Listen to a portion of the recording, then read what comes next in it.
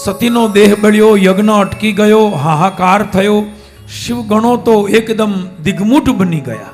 આપણી નજર સામે આપણી માં બળીને રાખ થઈ. યજ્ઞ મંડપને તોડવા લાગ્યા, ધ્વંસ કરવા લાગ્યા. બીજી તરફ નારદજીએ સમાચાર આપ્યા શિવજીને. શિવજીએ ક્રોધની અંદર એકદમ વીરભદ્રને આજ્ઞા આપી કે જા, દક્ષ યજ્ઞનો ધ્વંસ કર. અને પર્વત જેવો અતિ ભયંકર વીરભદ્ર આવ્યો, દક્ષ યજ્ઞનો ધ્વંસ કરવા લાગ્યો છે.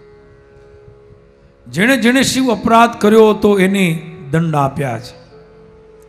જેણે શિવ નિંદા કરી હતી એની જીભ કાપી, જેને આંખો કાઢી હતી એની આંખો ફોડી, જેને શિવ નિંદા સાંભળી હતી એના કાન કાપ્યા, જેને તાલીઓ પાડી હતી એના કાંડા કાપ્યા. જેણે જેણે અપરાધ કર્યો એને દંડ આપ્યો છે. દક્ષ પ્રજાપતિનું મસ્તક કાપી યજ્ઞમાં હોમી દીધું. યજ્ઞનો વિધ્વંસ થયો, નાશ થયો છે. યજ્ઞનો ધ્વંસ કરી વીરભદ્ર પાછા વળ્યા છે. બીજી તરફ અંગભંગ થયેલા દેવતાઓ બ્રહ્માના શરણે ગયા.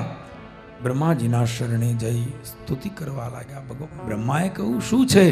કહ્યું, મહારાજ અમારી દશા તો જુઓ, કોઈના આંખ નથી, કોઈના દાંત નથી, કોઈની જીભ નથી, કોઈના હાથ નથી. બ્રહ્માએ કહ્યું કે તમે ગયા હતા શું કામ? તમે આ યજ્ઞની અંદર ગયા હતા એ જ અપરાધ છે, એ તમારો દોષ છે.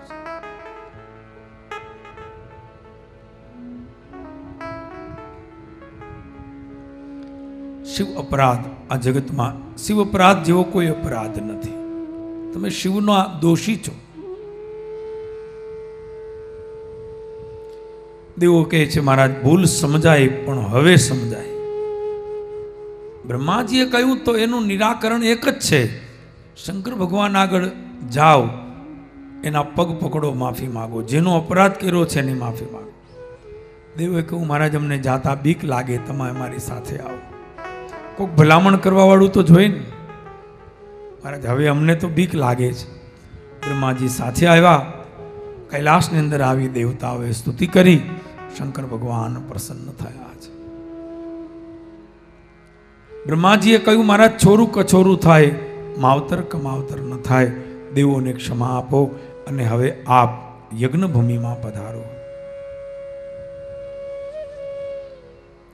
મહારાજ યજ્ઞ અધૂરો છે.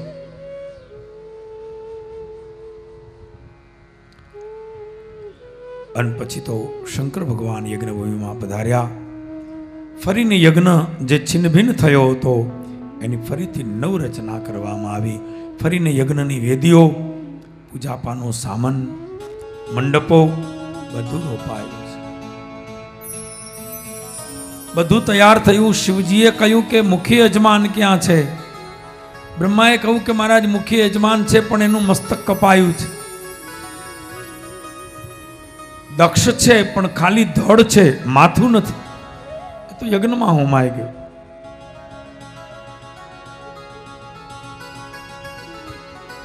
શિવજી આજ્ઞા આપી. વીરભદ્ર ગયો. ઉત્તર દિશામાં જતા સામે બકરો મળ્યો. બકરાનું માથું કાપી લઈ આવ્યો, દક્ષના ધડ ઉપર ચડાયું. શંકર ભગવાને ભસ્મ છાંટતા દક્ષ આળસ મરડીને બેઠો થયો. દક્ષનું મસ્તક બદલાયું. અત્યાર સુધી માણસનું હતું, હવે બકરાનું આવ્યું. આ પ્રતીક શિવનો અપરાધ કર્યો હતો ને, માણામાંથી બકરો થયો. ભૂલ સમજાઈ પછી તો શિવજીની ક્ષમા માગી, સ્તુતિ કરી છે, એ મહારાજ મને માફ કરો.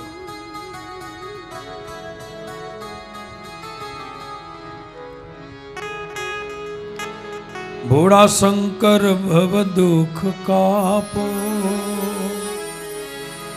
અનિત સેવાનું મને શુભ ધન આપો.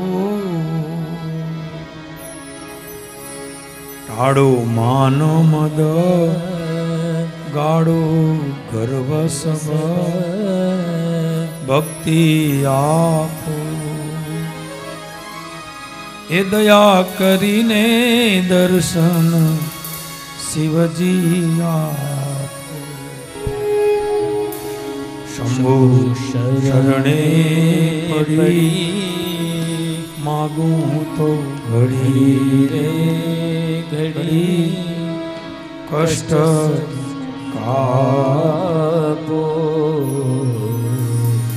એ દયા કરીને દર્શન શિવજી આપો. એ દયા કરીને દર્શન શિવજી આપો. પ્રાર્થના કરી છે. શંકર ભગવાન પ્રસન્ન થયા છે. દક્ષિણા ઉપર કૃપા કરી એના અપરાધને ક્ષમા કર્યા. ફરી આગળ યજ્ઞ ચાલવા લાગ્યો છે. યજ્ઞ આગળ પૂર્ણ થતા યજ્ઞમાંથી યજ્ઞપતિ ભગવાન પ્રગટ થયા. યજ્ઞ નારાયણને પ્રગટ થયેલા જોઈ તમામ દેવો ઋષિ મુનિઓ ગંધર્વોએ પ્રાર્થના કરી છે, સ્તુતિ કરી છે. સૌની છેલ્લે નારાયણ બોલ્યા કે હે દેવતાઓ, હે ઋષિ મુનિઓ, કિન્નર ગંધર્વો, આજ મારે એક સંદેશ આપવો છે.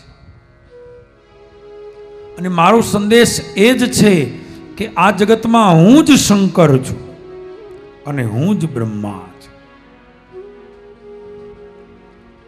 મારું જ રૂપ છે શિવ અને મારું જ તત્વ છે બ્રહ્મા.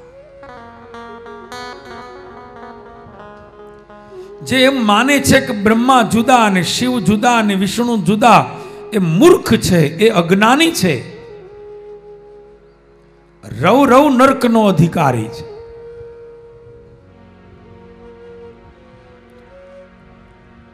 વ્યવસ્થા માટે 3 રૂપ મેં લીધા છે. મૂળ શક્તિ એક છે, મૂળ તત્વ એક છે. વ્યવસ્થા માટે 3 રૂપ બનાવ્યા. બ્રહ્મા વિષ્ણુ અને મહેશ. બ્રહ્મા સર્જન કરે, વિષ્ણુ પાલન કરે, શંકર ભગવાન વિસર્જન કરે. વ્યવસ્થા તો કરવી જોઈએ ને. 3 વિભાગ પાડ્યા. બ્રહ્મા પ્રોડક્શન, બધું બનાવવાનું. ભગવાન વિષ્ણુ મેન્ટેનન્સ, આ બધું સંચાલન વ્યવસ્થા એનો નિભાવ. અને શંકર ભગવાન ડિસ્ટ્રોય, ડિમોલિશન એ છેલ્લે જોઈએ ને. જેનો પ્રારંભ છે એની પૂર્ણાહુતિ પણ છે, જેની શરૂઆત છે એનો અંત પણ છે.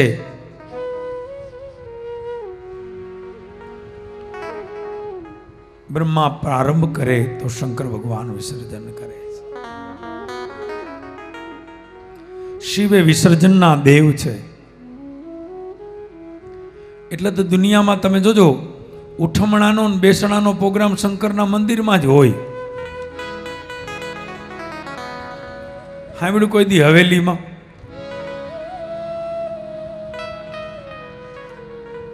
હવેલીમાં માતાજીના મંદિરમાં ક્યાંય બેસણાનો ઉઠમણાનો પ્રોગ્રામ શંકર ભગવાનના મંદિરમાં જ હોય.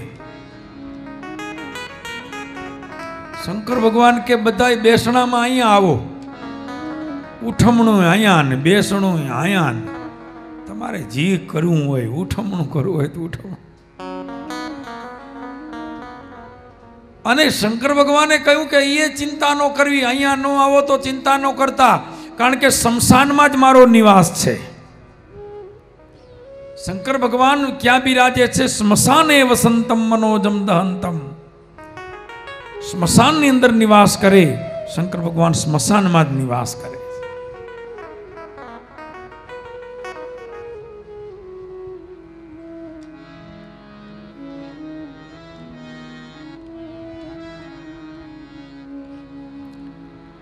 તો ભગવાન નારાયણ કહે છે કે દેવતાઓ, વિરાટ તત્વના ત્રણ રૂપ છે, બ્રહ્મા વિષ્ણુ ને મહેશ. રૂપ જુદા છે, કાર્યો જુદા છે, પણ મૂળ તત્વ એક છે. એમ જગતની અંદર સંસારમાં પરમાત્માના પણ રૂપ જુદા છે. એક જ નારાયણ, ઈ જ રામ, ઈ જ કૃષ્ણ, ઈ જ પરશુરામ, આ બધા એક જ રૂપ છે. ઈ જ દત્તાત્રેય. રામ ઈ, કૃષ્ણ ઈ, પરશુરામ ઈ, દત્તાત્રેય ઈ, નરસિંહ ઈ, આ બધા ઈ જ રૂપ, ઈ જ છે. રૂપ જુદા છે, કથાઓ જુદી છે, ચરિત્રો જુદા છે, બાકી તો મૂળ તત્વ તો એ જ છે. કોઈને કૃષ્ણ ગમે, કોઈને રામ ગમે, કોઈને પરશુરામ ગમે, કોઈને નરસિંહ ગમે, કોઈને એક અવતારમાં અલગ અલગ રૂપ ગમે. કોઈને બાલ, તમે જુઓ કૃષ્ણ ભગવાન એક છે, એના રૂપ ભક્તો જાજા છે. કોઈને બાલકનૈયો ગમે, કોઈને શ્રીનાથજી બાવા ગમે. હવે જો સાંભળજો બરાબર, આ શ્રીનાથજી બાવા અને બાલકૃષ્ણ એ બે કોણ અલગ અલગ છે? જરા કયો તો. આ શ્રીનાથજી એટલે કોણ ને બાલકૃષ્ણ એટલે કોણ? આ બે ઈ જ છે.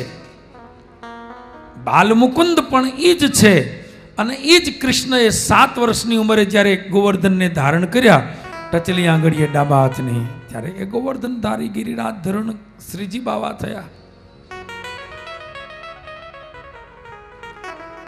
એ જ કૃષ્ણએ રાધાજી સાથે ઉભા રહીને વેણુ વગાડી રાધે કૃષ્ણ થયા, રાધે ગોવિંદ. કેટલાકને રાધા કૃષ્ણ ગમે, કેટલાકને શ્રીનાથજી ગમે, કેટલાકને બાલકૃષ્ણ ગમે, કેટલાકને ગોવિંદ ગોપાલ ગમે, ગાયોની સેવા કરનારા ગોવિંદ.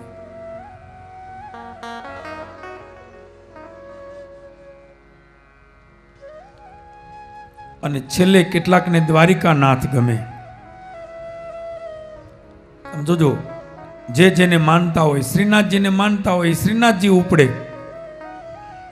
પૂનમે પૂનમે, દ્વારિકાનાથને માનતા હોય એ આમ ઉપડે. એક આમ ને એક આમ, આમ જામનગર. આ ગમે ત્યાંથી આ ગોઠવી લેજો.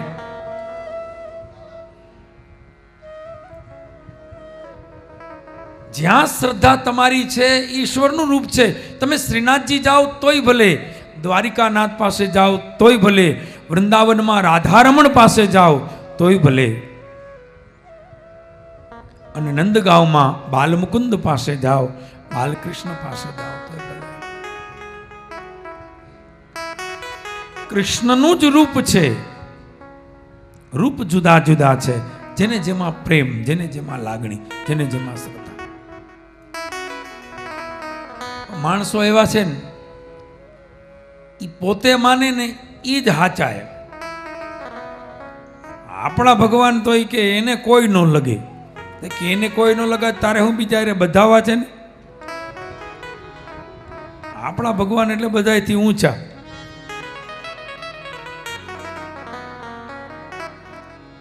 તો એક જ કૃષ્ણ છે, પણ એના વિવિધ રૂપના ઉપાસકો જગતમાં છે. કોઈ બાલકૃષ્ણને માને, કોઈ ગિરિરાજ ધરણ શ્રીજીને માને, કોઈ રાધા કૃષ્ણને માને, કોઈ બંસીધરને માને, અને કોઈ દ્વારિકાનાથને માને.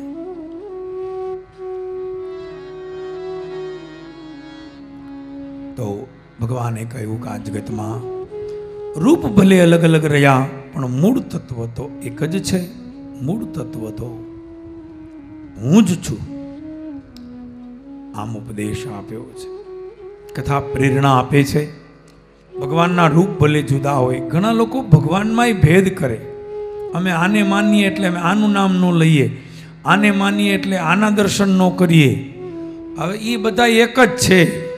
તમે લેવા દેવા વિના ચક્કર ફરવા જાઓ છો. ઘણા કે અમે આને માનીએ એટલે અમારાથી આનું નામ ન લેવાય. હવે તો ઘણી જાગૃતિ આવી છે ને, તો કેટલાક લોકો એટલા બધા ચુસ્ત કે અમે તો ઠાકોરજીને માનીએ એટલે અમારાથી શંકરનું નામ ન લેવાય, એના મંદિરે દર્શન કરવા ન જવાય, દર્શન ન કરાય, એને પગે ન લગાય. અમે ઠાકોરજીને માનીએ, અમે ચુસ્ત મરજાદી. પણ તમે ચુસ્ત મરજાદી જેના છો ઈ કનૈયો અને મહાદેવ ઈ બે પાકા ભાઈબંધ છે.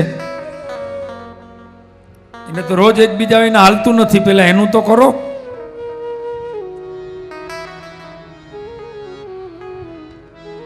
એને જ નોખા પાડો.